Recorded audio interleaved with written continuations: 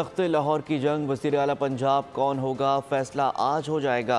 Punjab assembly में नून league की मरीम नवाज़ और सुन्नी इत्तेहाद कौंसिल के राना आफ्ताब मद्दे मुकाबिल होंगे। राना आफ्ताब का नून लीग को सरप्राइज़ देने का दावा। दोनों उम्मीदवारों ने कागजात नामजदगी जमा करा दिए। मरीम नवाज़ हॉट फेवरेट उम्मीदवार हैं, मुंतखब हो गई तो वो पंजाब की तारीख में पहली खातून वज़ीर आला होंगी।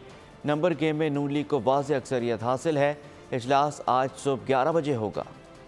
तख्ते लाहौर का सहरा किसके सर सजेगा, फैसला आज होगा। मरियम नवाज मुस्लिम लीग नून की उम्मीदवार, सुन्नी इत्तेहाद कौंसिल ने उम्मीदवार तब्दील कर लिया। मियां असलम इकबाल की जगह राना आफ्ताब अहमद मैदान में उतरेंगे। पंजाब असेंबली के स्पीकर और डिप्टी स्पीकर के ओहदे मुस्लिम लीग नून ने भारी अक्सरियत से हासिल किए। मलिक अहमद खान नए speaker, Zaheer Iqbal deputy speaker बन गए। दोनों की गिनती पर सुबकदोश स्पीकर सब्तैन खान ने मलिक अहमद की कामयाबी का ऐलान किया।